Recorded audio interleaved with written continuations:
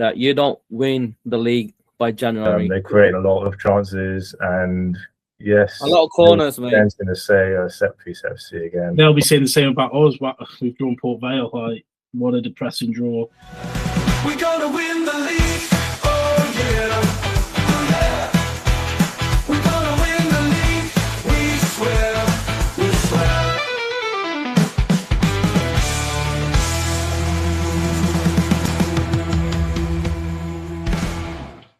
Hello, everyone. This is episode 19 of the We Gonna Win the League podcast. We've got a lot to go through today because we only do one of these shows a week. So hopefully the flow will work for everybody this week. We've got Tom alongside me to my right, to my left. And then we've got Dennis at the end, who was back for episode 19. If I could, we'll put some clapping on the end of this audio, that'd be amazing. As always, thank you to all our followers and subscribers. Last week we had Chris on the show. It'd be really, really good if we can get other people who want to join in, if that's on the Teams on this meeting, or if you want to send in a video of your thoughts on a game, do so. Get in touch with us, and we'll send you into the right direction. Right, without further ado, let's get on to the big game last Thursday, the showstopper, the title decider. This was David and Goliath. David being Arsenal and Goliath being Liverpool. Arsenal played out to goalless draw, obviously at the Emirates. Liverpool failed to register a shot on target.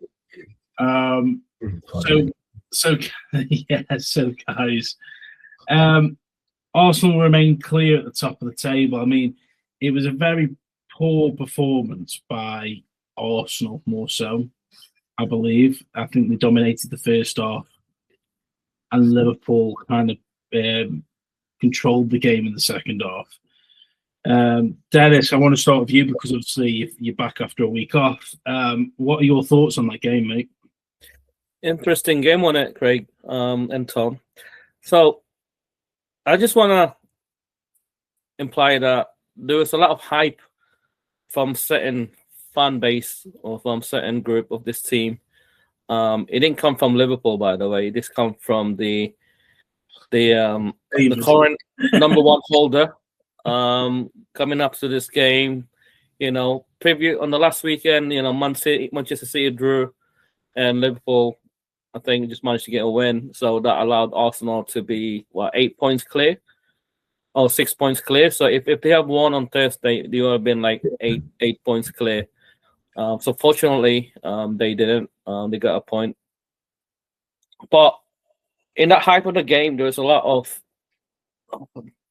from the fans that I was watching on YouTube and TikTok, and they were saying coming into this game that Arsenal's gonna definitely do one on Liverpool. A lot of score predictions coming from a lot of the fan base. They were saying, what was your score prediction? Everybody was saying 4-0 to Arsenal, 3-1 to Arsenal, 5-0 to Arsenal. And yeah, it was just very interesting, And there was a lot of hype as well from media. The day before the kickoff, I think there was a clip, and you've probably seen this before, where Dominic Szoboszlai had an interview with Sky Sports. And very interesting enough, he was asked by the reporters saying that, are you scared to play the becoming champion of the Premier League this season, Arsenal? And which rightly so, Arsenal, Szoboszlai responded back, repeating that you don't win the league by January. Even if you're top of the league, no matter how many points you have, you do not win the league by January. And that's 100% correct. And everybody lost their shit, like everything. Like you can see all the comments from the Arsenal fans saying, we're gonna take this clip and Arteta's gonna play this in the dressing room, we're gonna motivate the player. And there was so much nonsense, man. Like, what the fuck are they talking about? Like, motivation? Like, what motivation? Like, he was asked a question saying, can Arsenal are the Arsenal champions? And Dominic Szoboszlai replied back, they are not playing, they are playing the champions. They are not champions, but they're playing against the champions. Am I correct, Tom? and heading to kickoff, it proved that Arsenal are not the champions because they did terribly. They had a really bad performance. They might have one do in the first half of the game, but second half of the game they were outdone by Liverpool. That's my take on for now. So, Tom, do you agree with us? Do you agree with the comments from the Liverpool corner? Did Arteta playing Szoboszlai's recording of his light bulb above his head work? More interestingly, obviously, let's be honest, Arsenal did dominate that first half. Tom, what went wrong in the second half? Was it just lackluster performance? Yeah, well, I was definitely one of the Arsenal fans who was really sort of thinking that Arsenal would dominate Liverpool in that game. I really thought that we would come out and just control and create and score lots of goals. I can't remember exactly what I said, but I said at least 2-0 to Arsenal, like if not 3-4-0. Because I mean, even though it did feel like it was a big game, and so I was disappointed really with Arsenal's performance on the whole, even though, as you both said, really, the first half Arsenal had far better of the possession and they created a bit, although still not enough creation for me. Like in the first half, like a clear goal scoring opportunity, and then second half, what happened in my opinion were Liverpool started to play for a draw, and so they controlled and they passed a lot. And that isn't to say that Arsenal shouldn't have done better, because clearly they should have pressed more and tried to get the ball. But there was a good sort of period where Liverpool were just passing it super well and just controlling the ball. And I was just watching with James, and we were both saying like, "Oh, just come on and press more, press and try." And why weren't they pressing though? Well, say that. Why was he so afraid? My feeling, so I'm not sure like if it's fear. I think it's more that they're just tired. I think, as you sort of said just now, that substitution. That we play a lot of games, especially if you're in the league, the Champions League, the FA Cup, and the League Cup.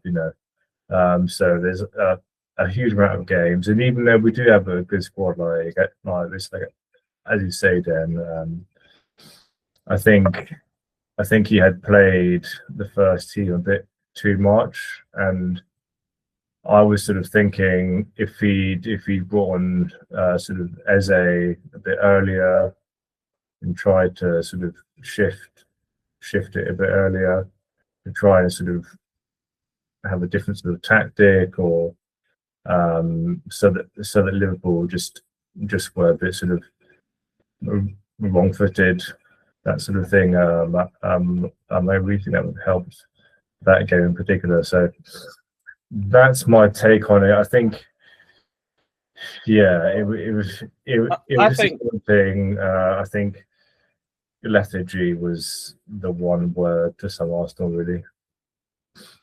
I think it was expecting to happen. When Arteta came to Anfield, why do you say that? He played because I don't want to say this word, but he's terrified of Liverpool. He's terrified of losing to Liverpool. Even though we won, I think on the stats side, I think we won. It doesn't matter. He's afraid to break down Liverpool's defense. He was afraid to tell his players to press and press, because knowing that if they do press, we'll find a way to find a goal. This happened in the first leg of the season when Szoboszlai scored that free kick, winning us 1-0. And now we held back Arsenal, which is almost like a win for us, to be fair. Knowing that they've dropped points. And And that shows the difference of level, really. I mean, sort of like for you, it's good to get. I mean, we a had nothing to worry, Tom. We're like sitting a on really the top big four. sort of like letdown. So again, that shows like where Arsenal are. Yeah. You had more. Yeah. Arsenal had more. Good point. Arsenal had more to lose than Liverpool in this game because we're way far behind from the top, from the top points. So you had more.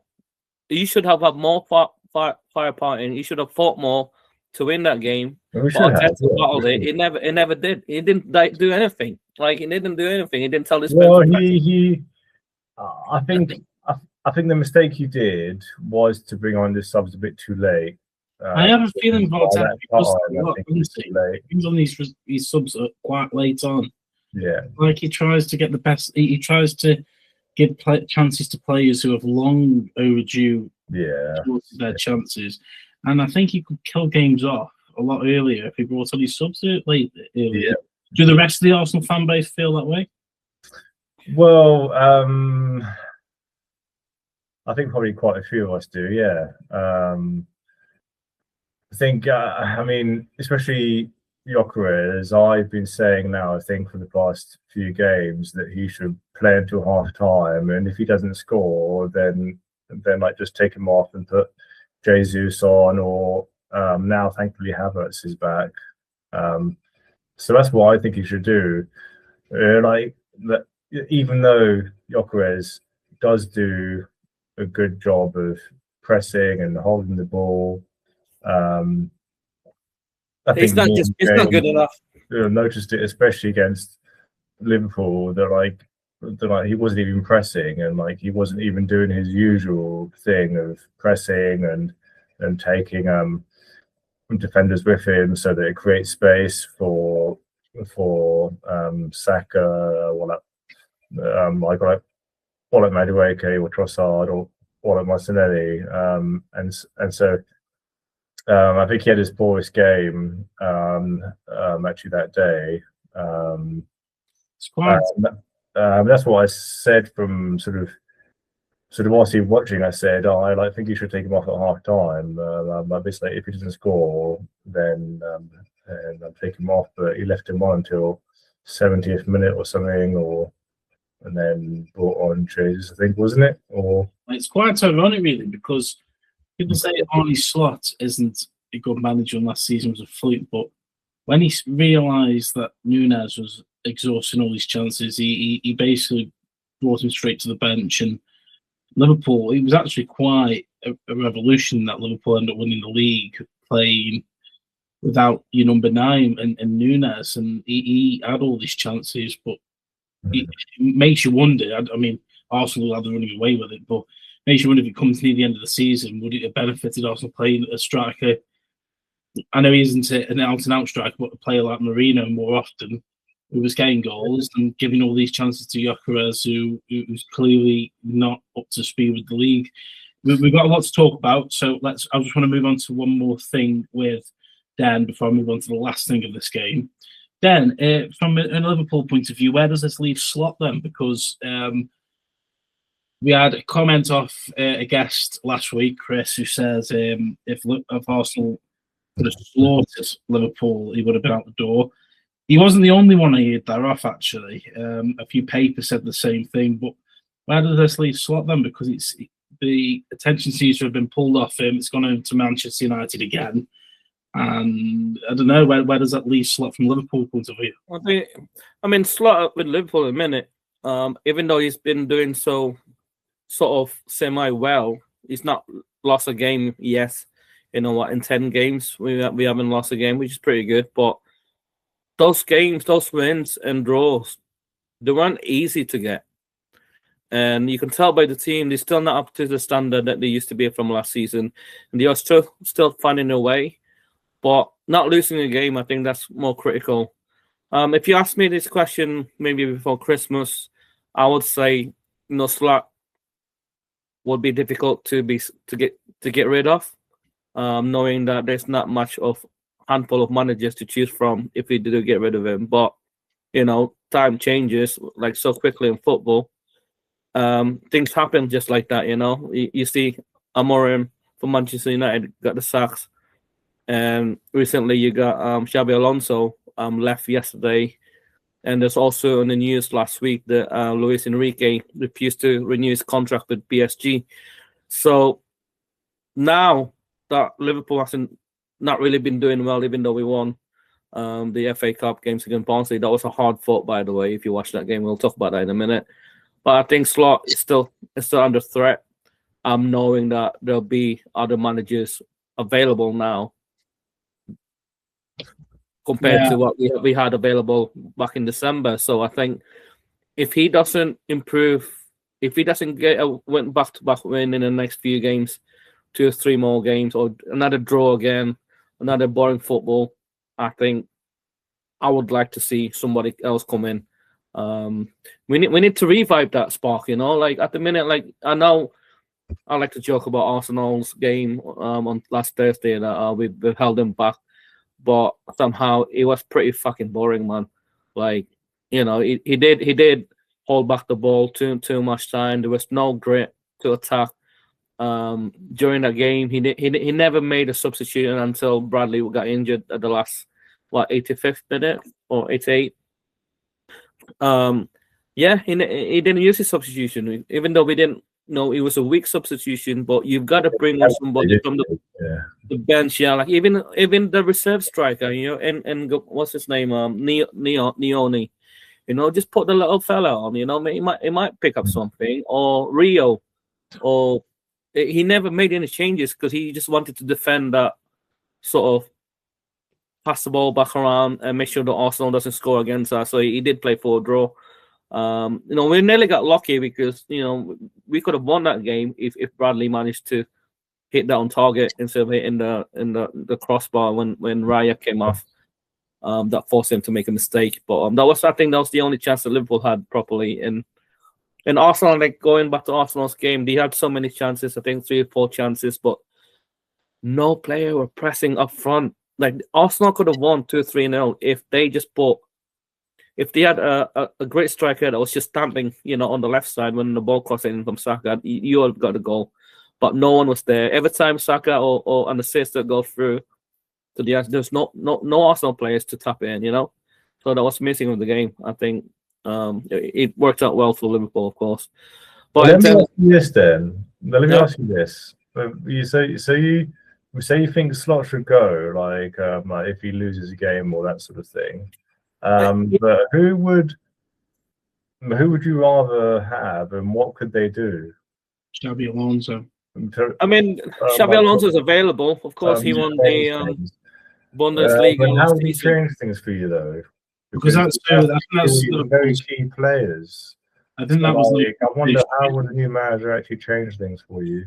Yeah, but if you look at Xabi Alonso, which I'm sure Dennis is going to say this, Frimpong played under him at Leverkusen. Yeah. Birds played under him at Leverkusen. So he's going to get the best out of two of the new players. Yeah, he knows. Yeah. I was struggling. And he was. I know Jamie Carragher says he wasn't. I know Jamie Carragher says he wasn't, but I still believe Xabi Alonso was Liverpool's first choice. Yeah. And moved to Slot when Alonso said he was going to Real Madrid. Yeah, I think the only reason Xabi Alonso didn't get a job, I think, because Madrid was eyeing him up already. I think he already said that's why he got the Madrid job. But now that he's available, I think Craig's correctly. You know, he won the league playing Florian Wirtz to his best. He went unbeaten, by the way. He went invincible, like a proper invincible. You know, like what's that then? Like a proper invincible type team with Florian and Frimpong. What do you mean by that? And now obviously we have Ekitike that's been on form. So now that he's got a world class striker with Florian, he can make the best choice and more gameplay and more attacking You play. say Florian Wirtz is a world class striker? Well, he's a world class player who's gonna play with the world. You said striker. No, I said Ekitike, a world class striker. So let's quickly move on to the last bit. This is the last bit now. The end of the game, really. That incident with Bradley and Martinelli. Yes. This isn't just my thought.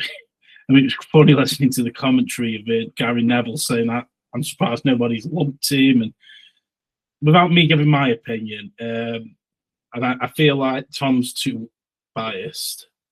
I'll start. No. Okay, Tom.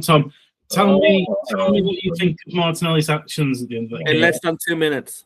Well, so what I said on the chat was that I think it obviously is bad for him to like acting that way, but you can clearly see that basically he just wants to keep the game flowing because like they're right at the end of the game and like he wants to get a last minute goal, like assist for his club. So you can see why he's trying to sort of move the game on, but it obviously isn't the right thing to have done, to sort of throw the ball at him and try and push him off the pitch. Do you think there should have been more action though? Because we've seen well, he got a yellow card for that, didn't he?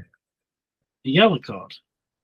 Yeah, I think he got yellow for it. Yeah, he had a yellow card, but he did 3 things, didn't he? I mean, we've seen in the past when. Do you think he'd actually be sent off for that? Do you? Oh, we've seen Rice get sent off kicking the ball to the player after the whistle's gone. Well, yeah, but that's just ridiculous. I mean, like everyone knows that that's just stupid, and like that shouldn't have happened because. Yeah, I agree with the Rice one. But this is unsporting behaviour, and obviously the players had a bad injury as well. Are you surprised that VAR? Well, are you okay? Even if it wasn't a red card, let's say it's split the opinion. Are you surprised it didn't go to VAR? I'm surprised. Yeah, what do you think? I don't think because when Bradley went down injured, the referee already blew the whistle. I think the ball went out, and then Martinelli wanted to get the game going, and without realizing his muscle injury, even though he was wrong to push him out of the way. I think it was wrong, definitely wrong. It deserves a yellow, but I feel like it's been exaggerated so many, like a lot by the media and after the game. It's fucking football, man. Just get on with it. Like, as much as I hate Martinelli for doing it, like at the end of the day, you don't push an injured player professionally. If you're a professional, you need to be concerned because it doesn't matter if he was down for 4 minutes because that time will be added on anyway. So there's no point of trying to rush the ball back. He should know that already as a professional. Like, it doesn't matter if it's like 4 minutes at a time and then Bradley went off injured in 43 minutes of that 4 minute time because that will be added on anyway. So, like, just chill out, bro. But obviously, but like in the heat of the moment, of course, there's that passion, there's the drive, there's the frustration. Yeah. Oh, come on, like I don't care if this looks biased against Arteta, but I think Arteta has got this such a. I do think Arteta is an unprofessional manager. I do think he's an unprofessional manager, and his antics on the side of the pitch are not just ridiculous, and I can get ridiculous, but are embarrassing. When he takes the mick out of the referee, saying there's a substitution, like it's okay saying, "Oh, it's the heat of the moment," and this and that. But what about the referees just doing his job, and he's there doing this, and people like James love it, and I think it's embarrassing. I don't know how Arsenal fans enjoy it. Well, I've not even really noticed that really. But what I'm saying is, I'm coming to this. His antics are so childlike. He gets booked all the time. Makes you wonder if he's giving that ill discipline onto his players because Martinelli never used to be like that. I mean, it's the one occasion, Craig. I mean, like, it's the one occasion that he's done. No, Arsenal. No, look at Saka. He's always doing. No. Martinelli also then like went straight to Bradley like after the game and said, "I'm sorry." And like you would do, wouldn't you? You wouldn't. Sort of stuff. I don't accept that. You would do. You do. I mean, what?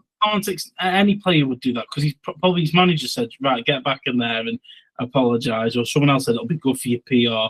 They're all run by. I don't think. I mean, I think of reason it. But what I'm saying is, I never met a player because they're all human, aren't they? Like, other than Roy Keane, not on purpose to just like they really hurt someone, are they? Like, other than Roy Keane, most players apologise after the match anyway because that's just how it is. So I don't buy that he's a golden boy for that. That's just standard. What I'm saying is, Arteta's ill discipline on the sidelines has turned Arsenal into this like unlikable team because There's a word for that. Zach is the same. Zach will get touched on the shoulder, and he rolls around, and he's like your vice captain, and it's just embarrassing. And then Martinelli, who's never done something like that before, not only throws the ball at a player, then drags him back off, and it's just unprofessional. And I think Arteta's a good tactical manager, but I think he's so unprofessional. He's got so much to learn.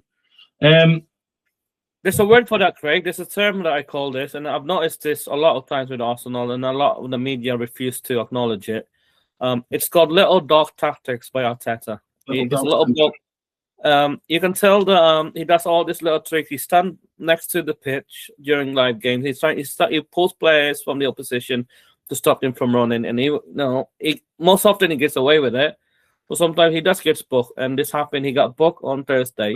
But not only Arteta had a yellow card, it was his assistant coach had a yellow card as well. He got booked for doing the same shit.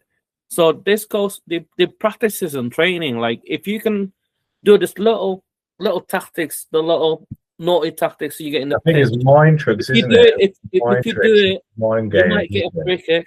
Yeah. You may not, you may be booked. Just do it anyway. But more often they do get a free kick. They get away with it. And this is what's been happening with Arsenal lately.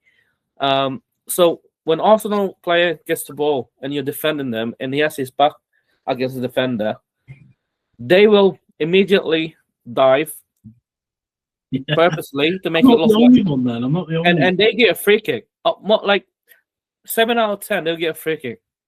And that's what they've been taught at training. Like we're good at set pieces. We can score from set piece. Your goal is if someone touches you from behind, just fall over. Even if it doesn't matter if it's obvious, if it doesn't give any, you have to do it anyway. Because more often the referee will say it from behind, they'll get a free kick. This happened more often. This happened against who did you play before Liverpool? When somebody got and you scored from a free kick. Who did you play? Bournemouth, yeah. The first goal, I think, it was from a free kick that led to a corner, which you scored again. And that free kick should not have been given because it fell too easily. Like it's just so naughty tactics. And if you look at the corners, if you slow it down, that's Arsenal who do that. I mean, Arsenal are not good at so many corners. other teams where and actually there's quite a lot of time where actually there's quite a few Arsenal players who actually I'm like, actually, don't go down easy, and they should have got a foul, but because they get up and they keep on going, then more often they are. So, it's part of the training. That's what you get. I'm honestly, I'm not just saying it's only Arsenal. I do agree. Man City had the same issue where Rodri came out and actually said we're encouraged to do tactical fouls, like just pull a player down to stop the flow of play, and just take the yellow card. So. I'm definitely saying it's not just Arsenal, but it's just weird seeing some players act out who are. I don't. Anyway, that's just opinions. It is just opinions. No right or wrong. We need to obviously move quickly. Not quickly, but we've got 2-3 other games, maybe a little bit. So Arsenal played Portsmouth. Funny enough, Gabby scored an hat-trick. It's probably at his level, so it's probably right. No, I'm kidding. I didn't watch the game, Tom. You got maybe not talk about the whole game, but what did you like? Well, yeah. So I had predicted that we would win 4-0. So very close, but watched it for 3 minutes and they scored. So Pompey came out and they pressed really, really well, and they attacked really, really well in the first sort of 5-10 minutes. And they got their goal, which I think was a header. Actually, I think the header. I can't remember who it was, but he hit it at Kepa and he just saved it.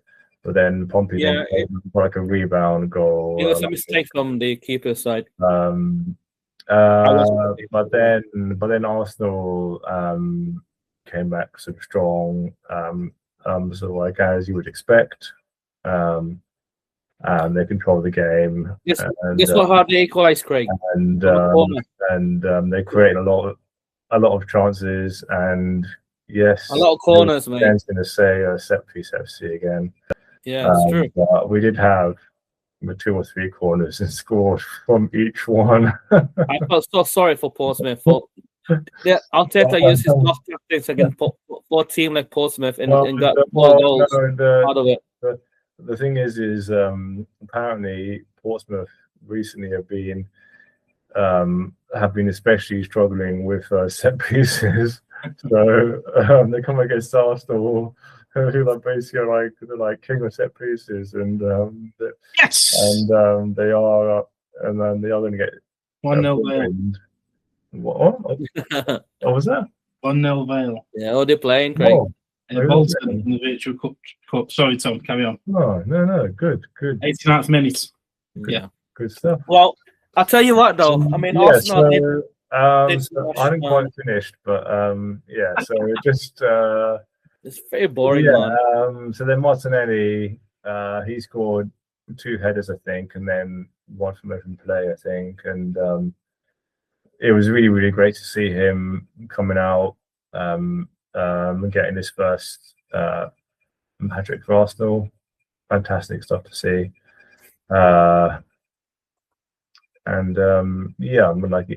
It was quite comfortable.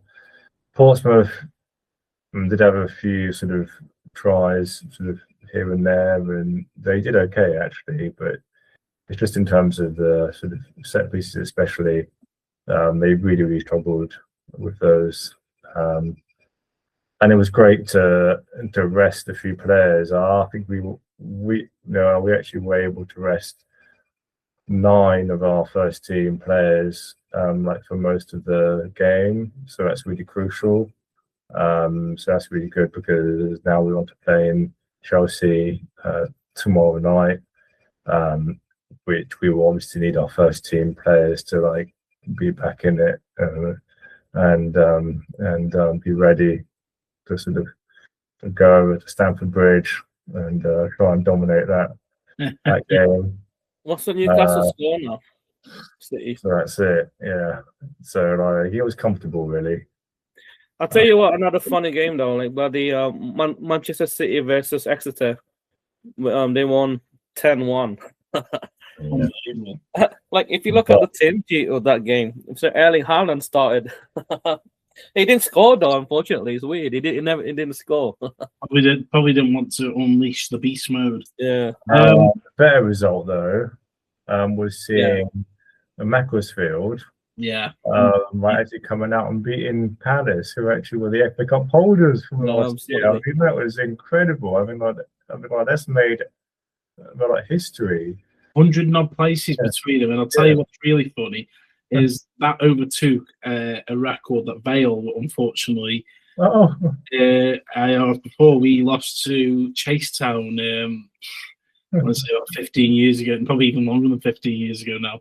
And we were the unfortunate holders of the team that got beat by the biggest gap within the football system, and now it's been overtaken by Macclesfield and Crystal Palace. But it's a fantastic story because the administration, didn't they? That started at the very bottom again, and now it's incredible. That's what that's what the FA Cup is all about, though. Beautiful. Nothing better than these stories. And another story from the FA Cup, by the way, Wrexham versus Nottingham Forest. Wrexham was leading 3-0 up, and I think before halftime or just after halftime, and unfortunately, Nottingham Forest equalised back to make it 3-3, and they won the penalty 4-3. So it was a very good win for Wrexham and for Ryan Reynolds as well. So shouts out to Wrexham FC for doing that. Another Premier League team out the window. It's the absolute best. I want to quickly talk about Liverpool's performance last night against Barnsley in the FA Cup run. They played in Anfield to I think they're League 2 team, aren't they, Barnsley? Barnsley are a championship team. Championships team. Oh, okay. I thought they were on League 1. I mean, you wouldn't think that Barnsley was they are League 1 actually, Craig. Oh, League One. Yeah. League One, yeah. So for a League One team, I'm talking about Bristol City. So I thought Port Vale got drawn they're 17 in League One, so actually they're Yeah. the relegation. But you would not think so, Craig. I tell you what, though. I've got my eye set on the Bristol City Port Vale fourth round draw from that side, and for some reason I was talking about Bristol City. Yes, Barnsley are, yeah. So League One, they're struggling in League One, but there's something about Anfield atmosphere that would motivate some of these teams, from lower league when they get for FA Cup or League Cup, whichever may be. So we started with a strong team. We had Szoboszlai playing, McAllister, Rio started, Van Dijk played, Curtis Jones, Frimpong also played, Robertson played. So we had a very first team, strong team, half of it. And to make it first goal, Szoboszlai did an incredible fucking free kick, man. No, that wasn't a free kick, like a power shot. Yeah, a power shot that went in on the top left corner. So it started really well, 1-0. And then 10, 15 minutes later, Frimpong did a runner from the right side and scored that incredible kick from his left foot and slotted it in on the top right corner to make it 2-0. And then before halftime, I think they were passing the ball around. Szoboszlai was playing all around the pitch. I don't think he had a position that he was going to stay around. I think he was just instructed to be all around the area, and he was covering the defense as well while Van Dijk was trying to get a goal himself up front. I've never seen Van Dijk up front so many times for so long than that game. So that's why Szoboszlai covered it, and he was getting chased by I don't know what the player's name though, and he did this little backheel trick in front of the goal. He was Adam Phillips. He wasn't Adam Phillips who played for Liverpool. He was being chased by him once. Yeah, I think so. Yeah. He did this little trick that he was trying to get rid of. I didn't know what. No idea why he did it. I think he was just phased out or just didn't want to be there or something. He's just dreaming. The Bosley gets Player of the Week for that, mate. Yeah. So. So. And everyone, and obviously he made a mistake and gifted him a goal back, so he made it 2-1. So after halftime, when they come back on, I think there was a lot of, they were fired up. There was a lot of motivation that come on from Barnsley team. They did so well, man. You wouldn't if you didn't watch the game and you look at the score. Oh yeah, Liverpool battered them, but it wasn't the case. It was 60-40. I think it was a great game. Very entertaining. It took, I think Slot got worried that, we're not going to finish this game now, it's still 2-1, and they kept attacking us. We kept making mistakes. So he brought in Florian Wirtz and Ekitike, who just come back from injury.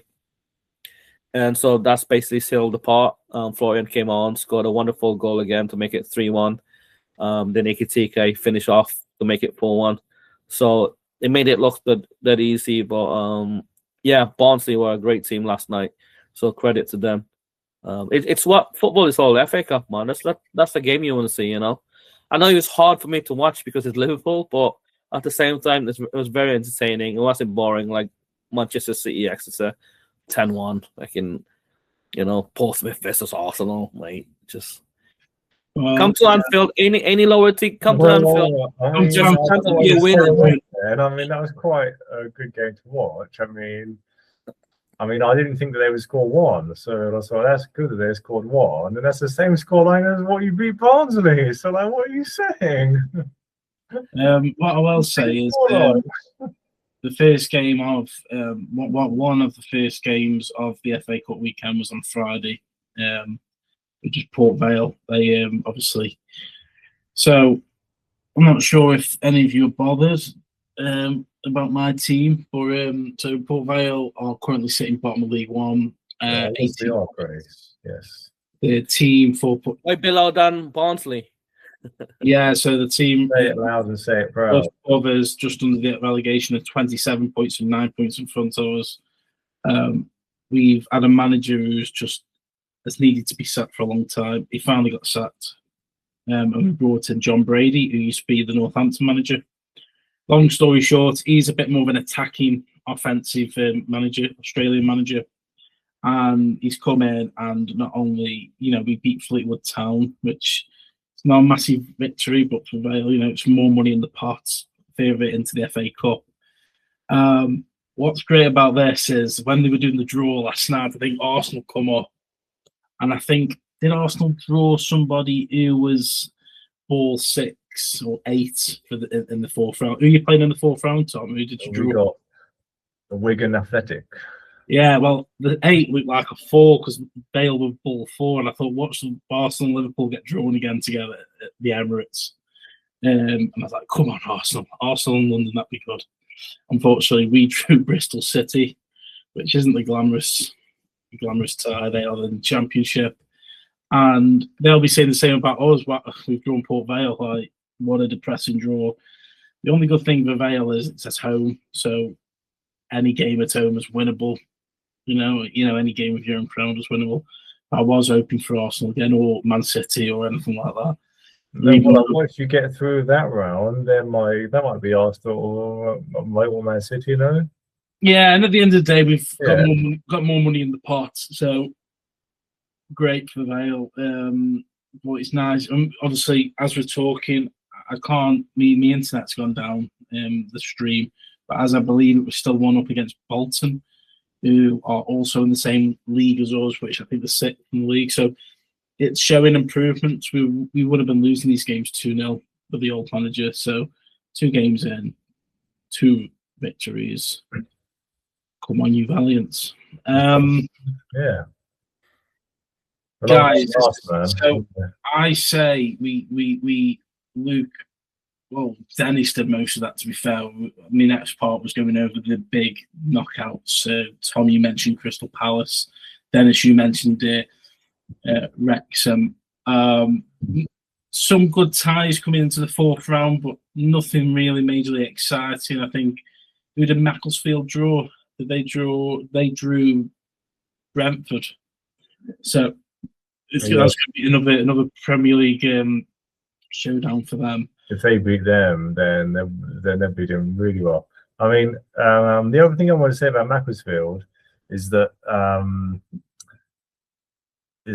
and perhaps this just shows that I know nothing about the teams that are sort of like in those leagues and that sort of stuff. But a lot of the players in Macclesfield actually have like sort of other jobs, and so like playing football like isn't their full-time sort of job.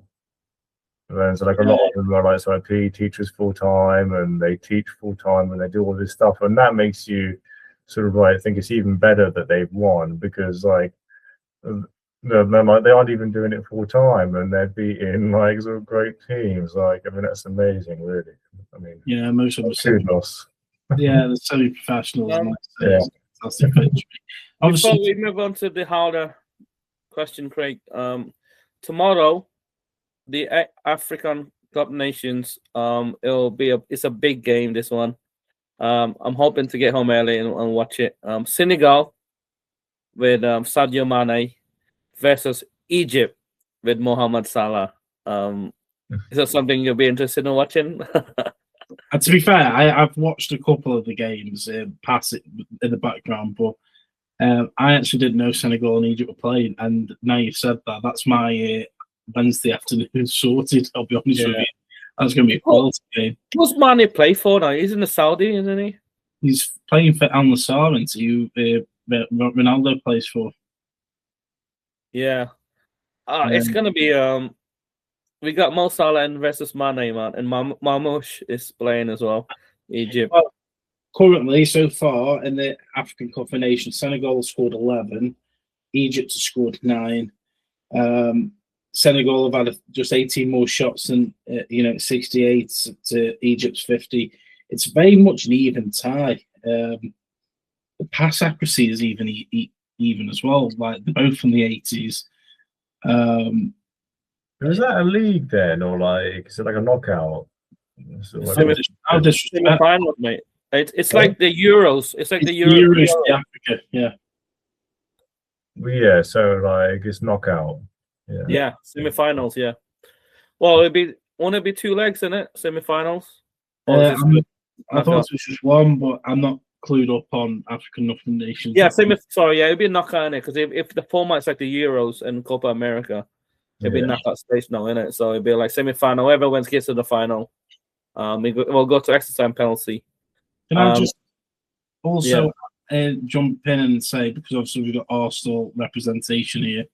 Tonight we've got the League Cup. There's so many games. We were just discussing before we started recording this. There's just too many games of football at the moment. It's ridiculous. Can't keep up. And that's as a viewer. So obviously tonight you got Newcastle, Man City in the semi-finals of the English League Cup, the EFL Cup. But yeah, it is the English League Cup. And then tomorrow we've got Chelsea versus Arsenal. Tom, very quickly, how do you feel Arsenal's chances are against Chelsea away? Yeah, so I think it was a very good thing to have arrested 9 of our first team players against Portsmouth, because that would mean that they come out fresh and ready to go to Stamford Bridge and beat them. I think, as we know, Chelsea lost their manager. Now they've got Liam Senior as their new manager, and they did all right against Charlton, I think. In the FA Cup, they beat them 5-1. So, and I think that was away at Charlton's ground as well. And often people say that when you have a new manager, the players they come out and they really want to play well. It's happened to Liverpool Vale, actually, yeah. Like try and impress him, that sort of thing. So I think it's going to be a tough game. I do think we need to go out there and sort of like have a lot of energy, press hard and create things, and then we could come away with a win, I think, and then make it easier for ourselves on the second leg. That's what I'm hoping for. I think Arteta needs to be a bit quicker with his subs. So, like, if he sees things aren't working, then don't wait until later on to like try and change things. Try and bring them on a bit earlier. That's what I would. That's what I would do. Really, basically, like if I was in that. We need which basically I will never ever be. But you need Tommy in the dugout with his Pep Guardiola suit on. Guys, let's wrap up with the usual howler and player of the week. I need to come up with a name that flows, or one of you two can. It's absolutely fine. Why is this quite so shiny? The star. Because Dan's had a week off, I want to start with Dan's player and howler of the week. If you could just give a bit of a description why, or not, just somebody you really hate. Could just be Arteta for the howler, and all of them. Go on. So, what do you think, Dan? I think howler of the week would be Szoboszlai for gifting a goal. A bit silly. I was gonna say Martinelli, but that's a different incident. But the howler is a big howler, giving a goal away like that in front of the goalie. He deserves it to be being a howler last night. I wasn't happy about it, but it happened, so he's the howler. Player of the week, interesting. I could give it to an Arsenal player for scoring a hat-trick, but I don't think you can, because it's just the way they scored against a team like a very small club like that, and from a set piece. I don't want to. What is it with you and set pieces? I mean, that's part of football. Like, it's never tough football. But what is wrong with you? I'll give it to the Wrexham players, all of them, for winning a penalty against Nottingham Forest. They were leading 3-0, but they did get the job done. So they were all players of the week for me, Wrexham players. I can't name them all, but I'll pick Wrexham players and Szoboszlai for being a howler. Amazing. So, Tom, give me your As always, Arsenal's going to be the player of the week. So, Well, that's not always. right, sorry. So the howler of the week is definitely Dominic Szoboszlai because he tried to do something fancy. We're in a position in the pitch that is just silly to do something like that. For once, I agree with Tom. And without even scanning, I mean, you should scan before you do something like that.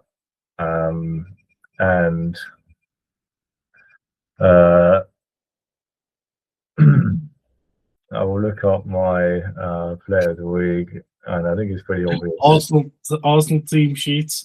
Who I'm gonna no because I can know that off by heart, but it's gonna be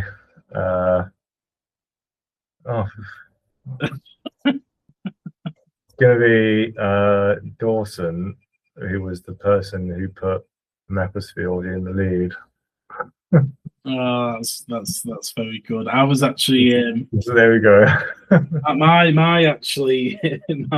hero was actually going to be John Rooney, Oh yeah, the manager of Macclesfield, for leading such a heroic victory against Crystal Palace. No words needed. I'm glad he's got his other Premier League team in the next round. That'll be great for them if they can win again. I'm all for it.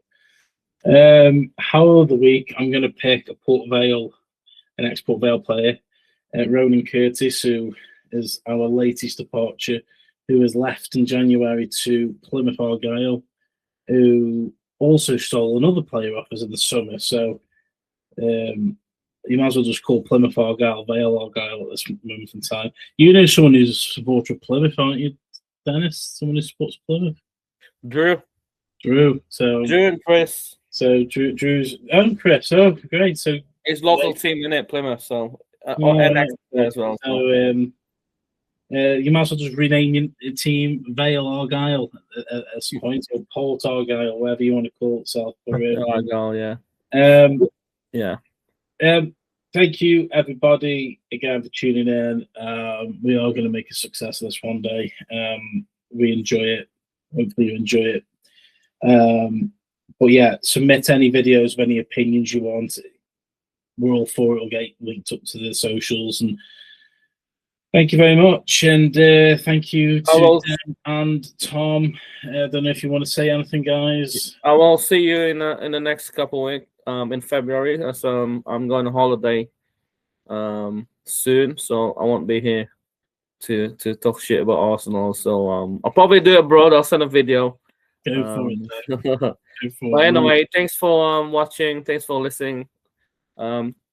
Shouts out to Chris Richards, who's not here tonight. Yeah. Goodbye. And adios. And it's bye from me, and have a great week, everyone. We're gonna win the league. Oh yeah.